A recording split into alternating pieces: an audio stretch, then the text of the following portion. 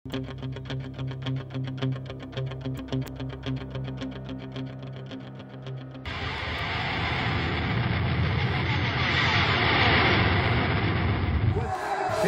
slugging proficiency, but not having much luck.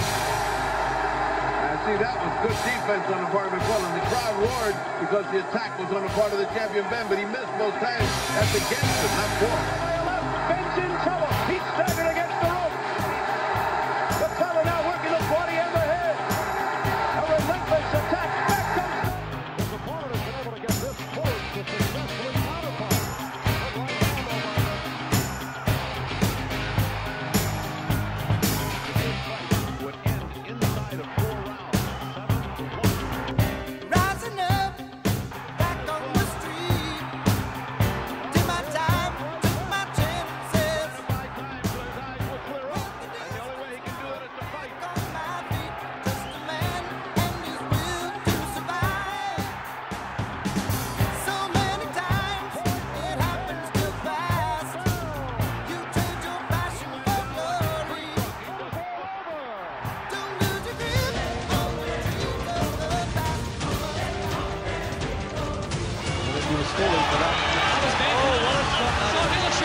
Opened him up with the left hand and then shot the right hand over. It connected.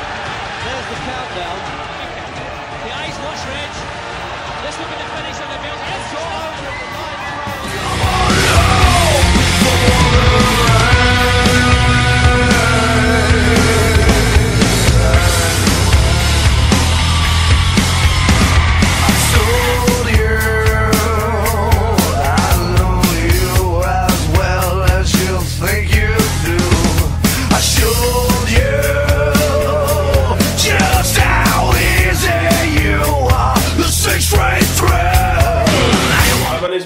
from CPTperformance.com.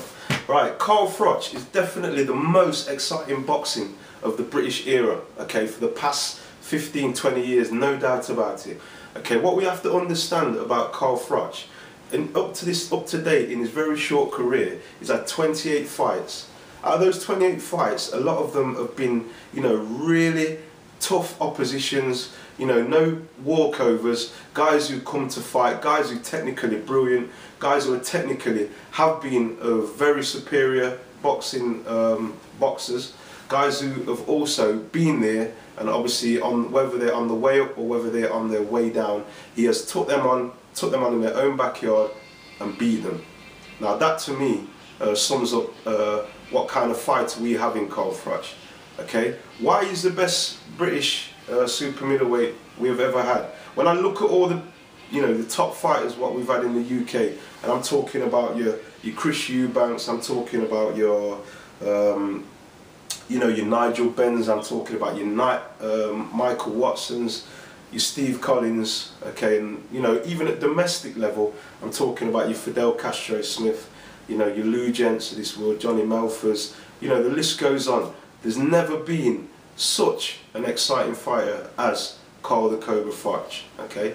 And if I try and sum up, if I would see some of these fights, if Carl Froch was to fight Chris Eubanks, there's no way I could see Chris Eubanks keeping Carl Froch off him for 12 rounds, even though yes, Chris Eubanks did have a granite chin. Okay, but what you've got to understand is Chris Eubanks was a fighter what he used to like to fight at his own tempo, and I don't think Carl Froch would allow him to do that. Okay, Steve Collins, very technical fighter, good, always had a good game plan. Okay, a fighter what I highly respected. Okay, and again, there's no way that I think Steve Collins could outpoint Carl the Cobra Froch over 12 rounds.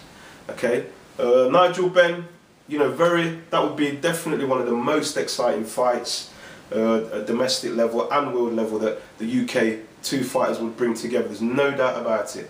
Okay, because what you have in Nigel Benn is a very big puncher. Okay, somebody what likes to get involved in a tear-up, similar to Carl Froch, and also basically somebody similar to Carl Froch is, you don't know, they may have a game plan, but they chuck the game plan out of the window and basically just get involved in a tear-up. But again, I would put my money on Carl Froch for beating Nigel Benn, and the reason why I would do that is basically for the point that I believe that I don't think Nigel Benn would be able to keep Carl Froch off him for 12 rounds, and I think that Carl Froch would have the punching power to knock Nigel Benn out.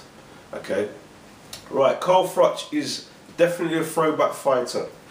Okay, and what I know about Carl Froch, as I know him personally, is that, you know, he trains very hard, is very meticulous about the way how he trains, and that also involves scheduling every single thing what he does with his workouts. Okay, he trains exceptionally hard.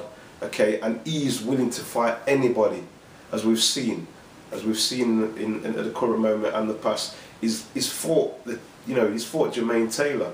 Okay, yes, he did lose to Mikhail Kessler, but that was very dubious. Okay, so he fought Mikhail Kessler in his own backyard. Okay, fought Jermaine Taylor in his own backyard. Okay, fought Arthur Abrahams in Helsinki, again, which was another deemed as a tough fight, but again, through his superior skills, he totally outboxed Arthur Abrahams. And as we've seen on his last fight, Glenn Johnson was a very extremely tough, you know, boxer, aka the Roadrunner. Took on a lot of the top fighters at light heavy. Okay, you know, so he did have the strength to give Carl Froch trouble. Okay, and as we've seen in that fight, again, okay, Carl Froch took some of Glenn Johnson's best punches, okay, and delivered his own, and then totally outboxed him in the later rounds. Okay, so, you know, we've got to know that we've got a special fighter here, and in this special fight we've got to also know that where boxing ability is concerned, we've got to remember that Carl, you know, Froch is an Olympian. Okay, he's a Commonwealth, he's an ex-British amateur fighter. Okay, and that tells me that he's got very good pedigree. Okay, he's not just a, you know, even though we see him involved in a lot of tear-ups, it doesn't mean that he does not know how to box. We've seen that he knows how to box when he fought Arthur Abrahams. We also seen, even though he didn't put in his best performance, that he can box when need to, working well behind his jab when he fought Mikhail Kessler. Okay, and also we also seen how much, you know, this guy's got a granite chin. Okay, this guy's got an exceptional granite chin, and at world level, you've got to have those kind of things. So as well as having good boxing ability, he's got a granite chin. Right, so we need to start getting behind this Carl Froch, because when Carl Froch is gone, believe you me, there's going to be a big gap in the super middleweight division, and maybe possibly if he does go up to light heavyweight, in the light heavyweight division. So we need to start getting behind Carl Cobra Froch.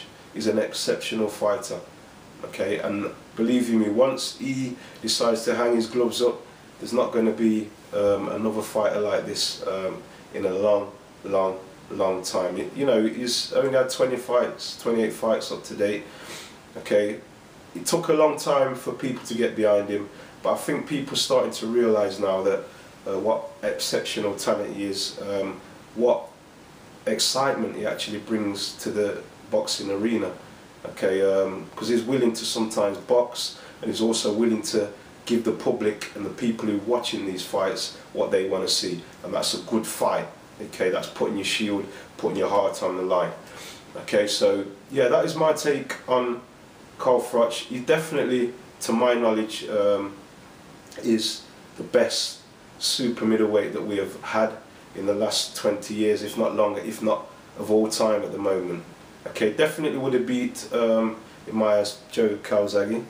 Okay, the only one what I think that he might have struggled with is Michael Watson, because Michael Watson always seemed to really come off, you know, really good game plan, and he was a very good counter puncher, and always had a very good defense. Have you ever seen when Michael Watson fought Nigel Benn? Okay, you know, covered up for so many rounds. Made Nigel Benn tire himself out, and then obviously he went to work and stopped Nigel Benn. So yeah, that is my take on it.